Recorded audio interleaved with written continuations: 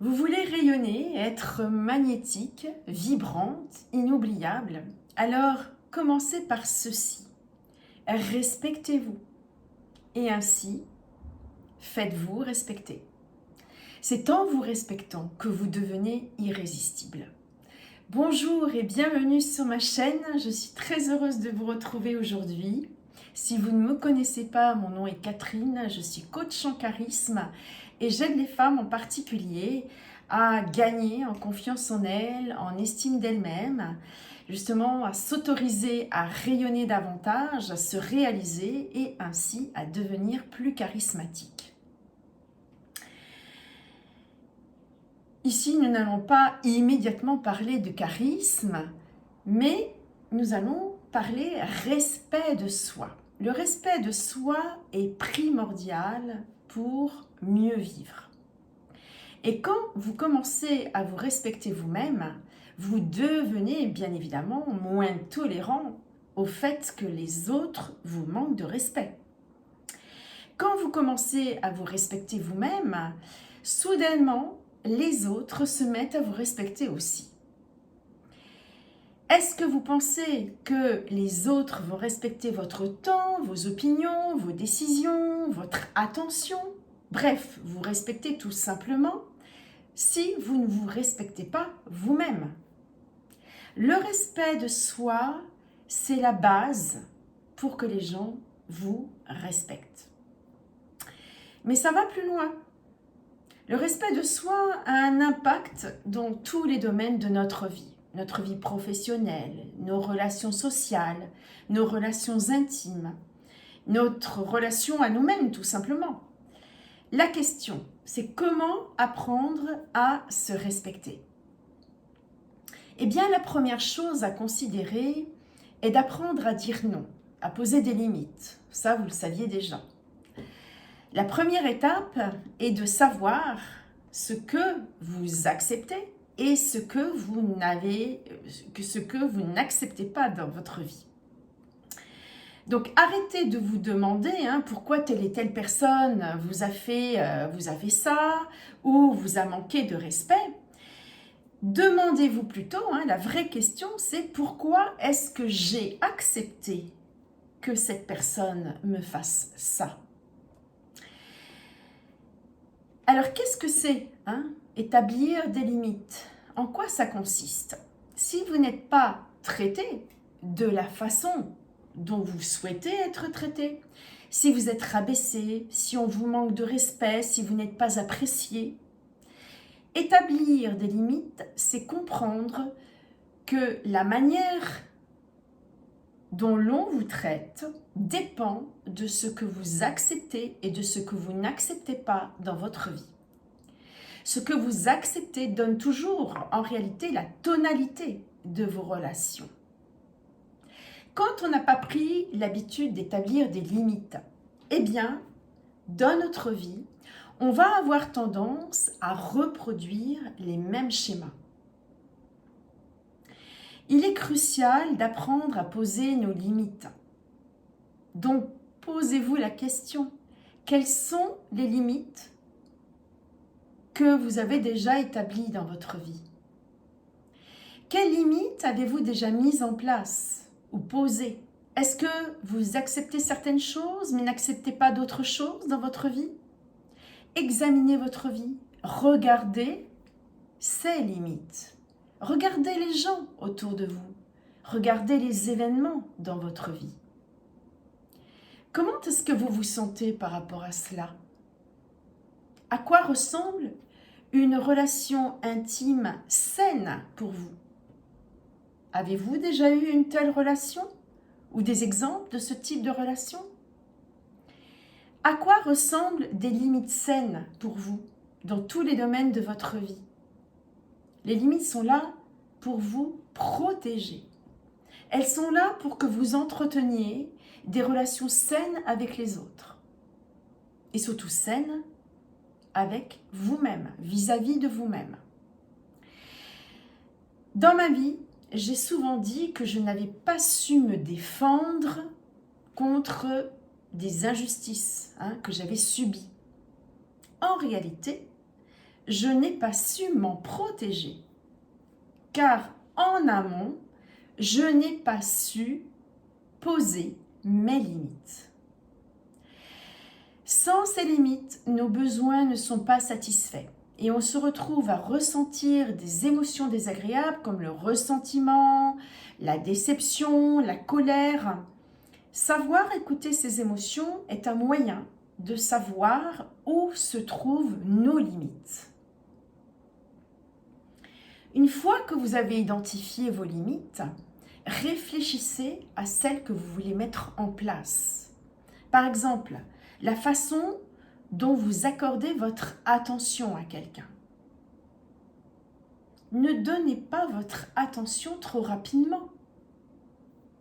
Si quelque chose ou quelqu'un mérite votre attention, alors vous allez lui donner plus d'énergie, plus de votre temps. Mais si quelqu'un ou quelque chose ne mérite pas votre attention, détournez-vous progressivement et partez. Donc choisissez bien les personnes, les activités, les sujets sur lesquels vous portez votre attention. Si vous accordez de l'attention à quelqu'un et qui vous montre continuellement qu'il ne le mérite pas, respectez-vous et partez. C'est ça, poser des limites en amont. Vous pouvez aussi poser des limites dans la façon dont vous utilisez votre temps. Si vous passez par exemple des heures et des heures sur votre téléphone, peut-être que vous pouvez vous dire j'ai vraiment des objectifs j'ai des objectifs et je travaille tous les jours pour y arriver. Et donc, je ne tolère pas de passer plus de X temps, X heures par jour sur mon téléphone.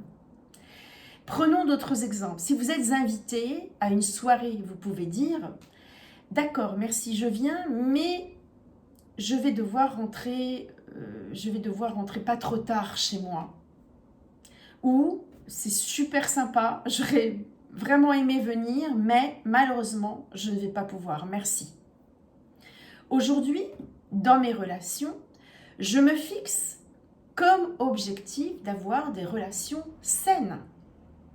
Et je me libère de toutes ces relations qui sont toxiques et inconfortables pour moi.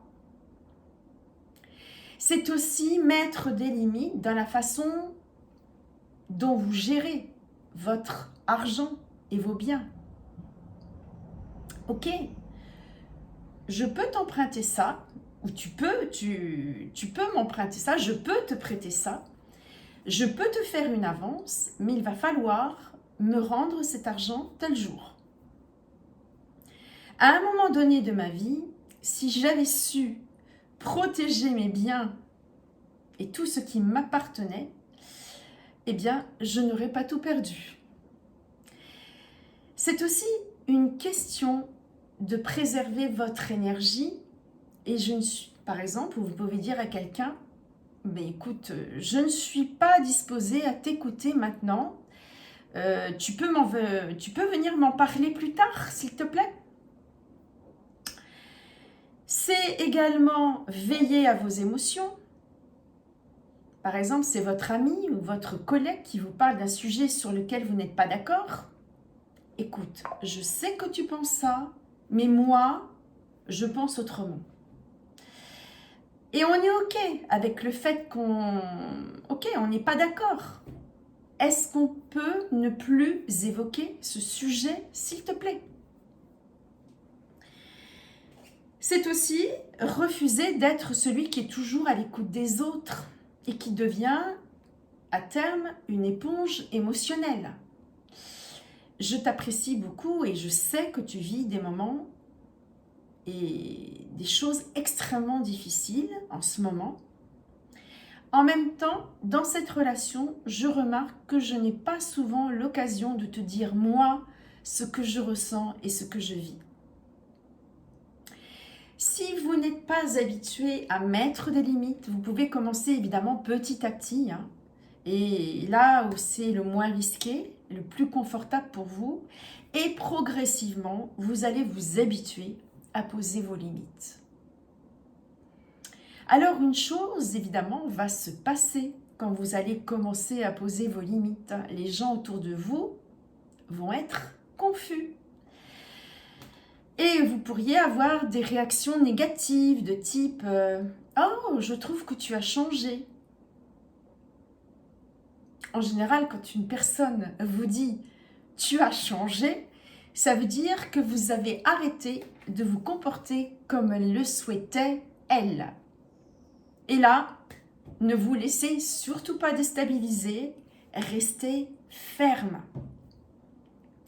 Le deuxième point important, quand vous ne vous respectez pas, c'est que vous avez trop tendance à vouloir être aimé des autres. Pendant longtemps, j'ai eu la conviction qu'en me faisant respecter, j'allais passer pour quelqu'un d'égoïste. Il est vrai qu'enfant, j'ai souvent entendu qu'être sans frère ni sœur, enfant unique, comme selon l'étiquette, impliquait forcément d'être égoïste. Évidemment, on vous colle toujours des étiquettes. Si bien que ça m'a fait l'effet inverse. J'avais tellement honte de cette situation que je me suis oubliée. J'ai éteint mes besoins et plus tard, je ne me suis pas fait respecter. S'affirmer va à l'encontre de notre conviction profondément ancrée souvent. Cette conviction que dans la vie, il faut être quelqu'un de gentil. Ça aussi, nous est inculqué dès le plus jeune âge. Alors, qu'est-ce que ça veut dire être gentil ?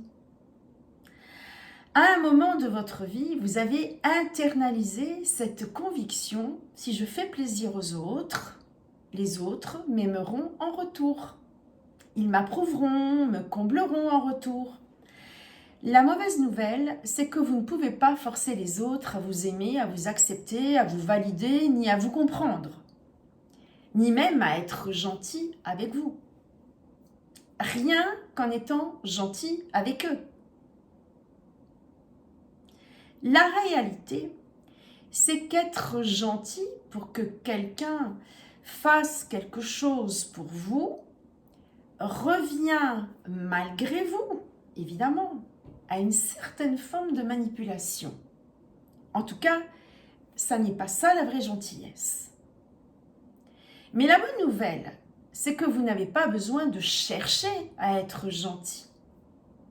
C'est-à-dire de chercher à plaire pour obtenir leur approbation, leur validation.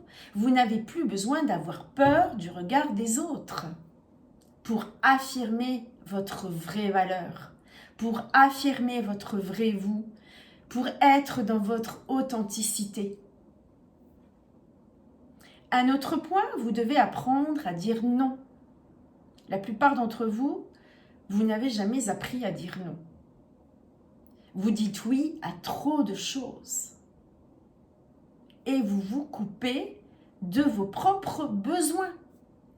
Et là, c'est le burn-out, la rupture, l'épuisement, la perte de sens. Apprendre à dire non, c'est donc une partie très importante du respect de soi.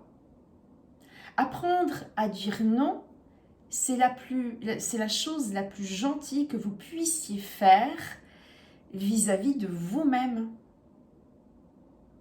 Et par la même occasion, vis-à-vis de ceux que vous aimez. Apprendre à dire non n'est pas être méchant, ni arrogant, ni égoïste. C'est savoir ce que vous voulez. Connaître vos limites et les communiquer.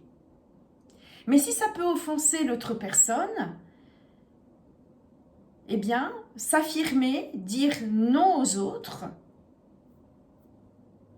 n'est pas être égoïste, ni narcissique, ni arrogant, même si l'autre est offensé. Être gentil, par contre, dans le but d'obtenir quelque chose en retour, une validation, une approbation des autres, c'est ça qui, quelque part, révélerait relèverait au contraire de l'égoïsme finalement. Donc sachez faire la différence entre les deux. Vous pouvez être une bonne personne avec un grand cœur et une âme aimante et dire non aux autres. Dire non, c'est non quand il le faut. Comprenez que vous manquez de respect envers vous-même à chaque fois que vous suppliez quelqu'un de vous accorder attention, affection, soutien, approbation, y compris en vous montrant gentille envers cette personne. Alors je vais vous donner 4 signes que vous êtes constamment à la recherche de validation et d'approbation. 1. Vous êtes constamment en train de vous excuser, même si ça n'est pas de votre faute. 2. Vous avez souvent l'impression que les gens profitent de vous. 3. Vous acceptez toujours les choses que vous ne voulez pas faire. Et 4. Vous exprimez rarement vos idées et vos opinions. Enfin, dernier point, on en arrive à la question cruciale. Est-ce que vous vous aimez ? Il n'y a pas de charisme sans estime de soi. Vous connaissez peut-être cette petite anecdote du billet de 100 € froissé. Un professeur d'université était face à ses élèves et tenait dans sa main un billet de 100 €. Il s'adresse aux élèves et il leur dit « Qui veut ce billet ?» Évidemment, tous les étudiants disent « Moi, moi, moi ». Donc, il prend le billet, il le froisse, il le jette par terre et le piétine jusqu'à le salir. Il ramasse le billet, il brandit le billet est tout sale. Et il dit aux élèves « Qui veut ce billet ?» Et tous les élèves « Moi, moi, moi !» Évidemment, la valeur du billet est toujours la même. Il n'a rien perdu de sa valeur. Et vous, c'est pareil. Peu importe ce que vous avez traversé, ce qu'on vous a dit, comment la vie vous a malmené, vous avez toujours la même valeur. Inaltérable, intouchable, inestimable. Et quoi qu'il arrive, vous en aurez toujours.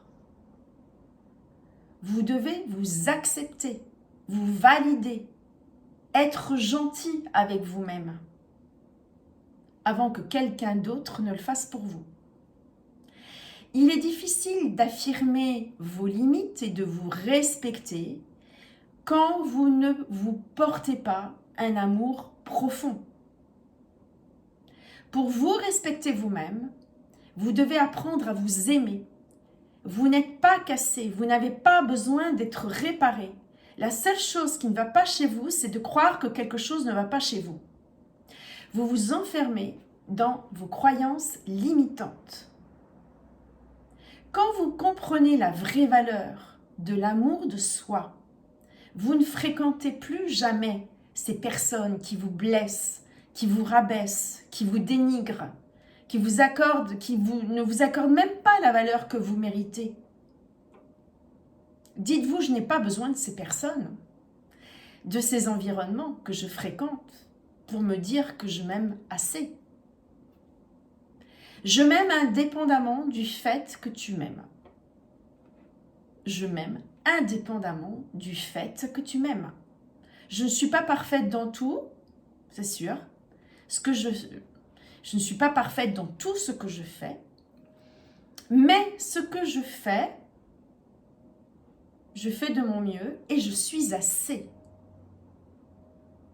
Et si je cherche à m'améliorer, à progresser, à devenir meilleure, ça n'est pas parce que je ne m'aime pas. C'est justement parce que je m'aime et que je suis digne de. En conclusion, pour vous respecter vous-même, vous devez tenir ce dialogue intérieur avec vous-même. Je mets fin à mon habitude de chercher à plaire aux gens. Je commence à honorer mes propres besoins. Dans mes relations, je ne suis pas dans le besoin. Je sais que j'ai en moi tout ce dont j'ai besoin.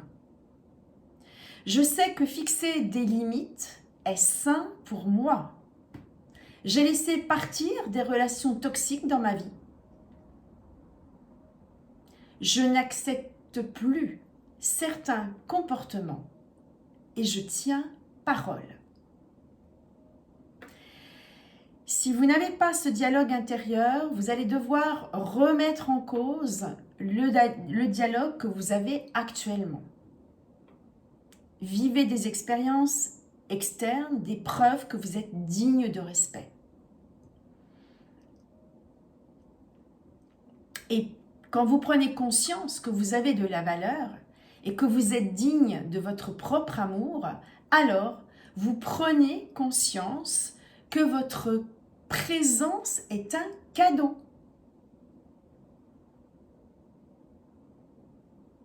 Et donc là, il vous apparaît normal et légitime de créer des limites sur vos ressources, sur votre attention, votre temps, vos relations, sur la façon dont vous vous projetez dans ce monde. Et ainsi, vous devenez absolument magnétique. Le vrai charisme commence par l'amour de soi. Si vous avez besoin d'aide ou d'un éclairage sur votre vie, je mets le lien pour un rendez-vous de 30 minutes gratuit avec moi sous cette vidéo. En attendant, je vous remercie infiniment de m'avoir écouté. Merci de liker et de vous abonner. Et évidemment, je vous dis à très vite pour une prochaine vidéo. Portez-vous bien.